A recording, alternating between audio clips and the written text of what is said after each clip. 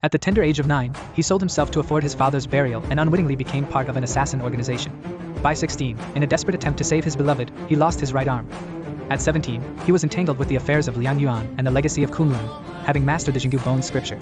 Yet, to his surprise, he incurred the fierce anger of the heavens, resulting in 3,000 thunder tribulations raining down upon him. And now, having narrowly escaped death, you're just catching your breath. You had Big Brother House steal from the #1 martial arts sect again, and it wasn't for some divine medicine. But when Su-han mentioned the name of the medicine to Chu Chiuli, yet it caused the esteemed 86th successor of the Sangmen to slip up. During the hanging river wind season, can one ever truly leave? Immersed, with experts standing guard, it's basically impossible to slip in unnoticed. Su-han gave a sidelong glance with a wry smile and let out a soft sigh. Didn't you claim that there's nothing under the sun you can't swipe? In the Chu dynasty, he began to explain earnestly, morality, righteousness, on this end, what's valued is secrecy, undetected by gods or spirits. Isolation, immersion, with a master at the helm, not even a single mosquito could get in. When that time comes, it won't be called stealing anymore, that's seizing the secret. Waving his hand, he cited the rule, when the officials arrive, step aside. Su-han casually picked up the booklet that Chu Chiuli had stolen. She kept mocking him with her words. You call that a fight? Looks like someone hasn't mastered their skills. Remember the saying, death before dishonor. Chu Cho. Li gritted his teeth and snapped back fiercely. But Su-han was suddenly captivated by the content of the booklet. Linglong Pavilion's 4th generation leader, Yun Ruyan, at the tender age of 12, discerned the secrets of fate, beckoning the heavens to bring down the thunder tribulation. Wielding her 3-foot blade named Qingfeng, she faced the heavenly thunder with resilience. As the tribulation thunder struck, it not only revitalized her battered body but, in the wake of this ordeal, her cultivation advanced even further. Reading this, Su-han pondered thoughtfully. Divine lightning usually only targets the minds of celestial beings, so why has it suddenly set its sights on me, a mere mortal with a mind as impenetrable as a diamond? Even the girlfriend you've been with for 8 years has cuckolded you. So, suddenly looking up, he turned his gaze to Chu Cho in front of him and said, Chu, with your vast library and the great resources at your disposal, could you do me a favor and help me look for any records about the heavenly tribulation or the accounts of mortals ascending to the realm of immortals? Chu Jiao squinted his eyes into slits and said, No problem, I'll get you however much you need. Yen Dabian, with his sneaky look and beady eyes, slipped out of the room. And Su-han's life ended in his bed. Muttering under her breath, she fusses with the name Mashi. And at this moment, within the forest hall, the assassins who failed in their mission stood in the center of the great hall. The lead horse-faced figure spoke up with a chilling voice. Who exactly killed Zi?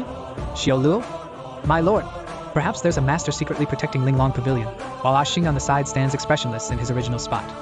At that moment, Horseface turned to Oxhead, a master of unknown origins, also wanting to settle matters with the agents of the Eternal Night Authority. Xuanji, with a grand wave of his hand. Everyone except Xing was beheaded. Now I can finally check this off with them.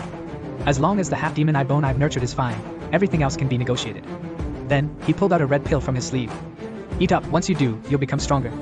Watching Xing, he gulped it down in one swallow. Feeling reassured, Ma Mian allowed him to step back. Little did they know, Xing had already secretly approached the post station. Self-awareness has already begun to gradually return. Just got back to the room and started dry heaving. In the end, with a great effort, he managed to force the pill out. The name Su-han kept surfacing in his mind, but for the life of him, he couldn't recall who this person was. Suddenly, a pain that penetrated deep into the marrow of his bones swept over him. But even so, he didn't dare to make a sound. This bewitching aura actually made Xing feel like death would be preferable to living. For the last time, he crushed the pill in his hand to dust. He knew that while this thing could suppress the demonic energy, it would also gradually cause him to lose his sanity. To survive, reflect on the past and be true to yourself. Xing gritted his teeth and began to regulate his breathing through exercise. Gained a clearer understanding of mortals, perishables, and earth-shattering revelations. So, he picked up the luminous elixir he had just stolen. This is the most basic pill for cultivating inner strength, but for someone like him who has practiced the Azura technique and severely damaged his meridians, it's significant. Taking it hastily could be risky, but he's too desperate to care about that right now. Without hesitation, Xuanji popped it straight into his mouth. But unexpectedly, just as I was about to gather my energy, a surge of true energy is rampaging through the body. So, he forcefully directed his vital energy into his dantian. The next second, you're oblivious, feeling a total sense of relief. It's done. As recorded in the book, it is indeed true that upon surviving a heavenly tribulation, as long as one still breathes, the forces of the universe will nourish and rejuvenate their body. Look at this empty pill bottle. I'm in a bind. I only managed to repair a bit of my meridians, and it already took 6 pills. And to repair all the meridians throughout the body, at least 60,000 are needed. Just then, by chance, Chu Chiuli burst in with great vigor. Dude, why the long face? Drink and be merry today, for today we've got booze. Let's get some drinks going. Yet Su-han asked him how he could get his hands on some elixir pills. This question hit Chu Chiuli like a sobering punch. You want an elixir? Easy, I'll go get it for you, no problem. Su-han held his forehead, a look of exasperation on his face. I need a solution other than just going with the flow. Dude, no need to be formal with me, just hand it over and I'll take care of it. Having said that, she ignored the attempts to stop her and ran out. Before long, the disciples noticed their elixirs mysteriously disappearing. At that moment, Tang, the younger brother, knocked on Su-han's door. Hearing some noise, Shi-Huan immediately opened the door to welcome the visitor. But when facing a pale-faced stranger, she gets flustered. But unexpectedly, the other person just pulled out a purse. This is an item left behind by the junior martial uncle. I've come to return it. What a false alarm. Su-han let out a long sigh of relief. So, I immediately took the money bag from his hand. Hong Jian. He's off to class in Fengshan. He won't be back until late. I'll hold on to this thing for him in the meantime.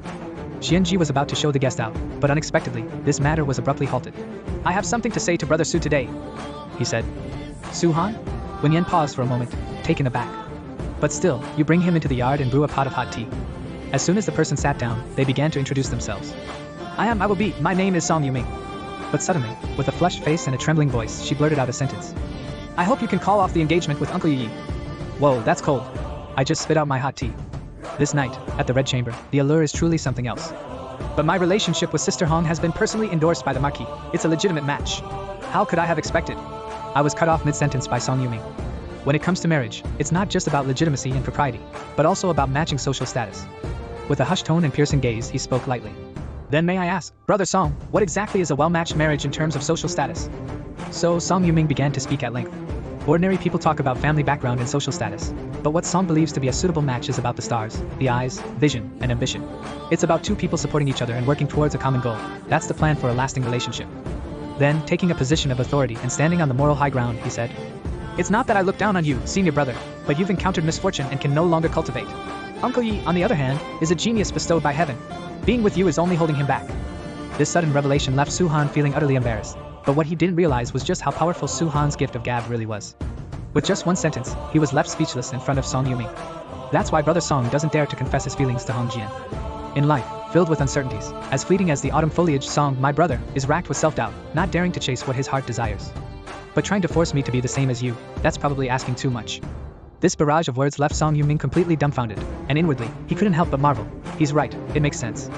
Xian immediately clasped his fists and paid respects to the Shihuan Palace, saying, Brother Su, your words have been enlightening. Allow me, Song, to take my leave first. But the next day, right after Su Heng took the elixir and healed his meridians, I bestowed the moonlight, yet here I am again, gasping for breath.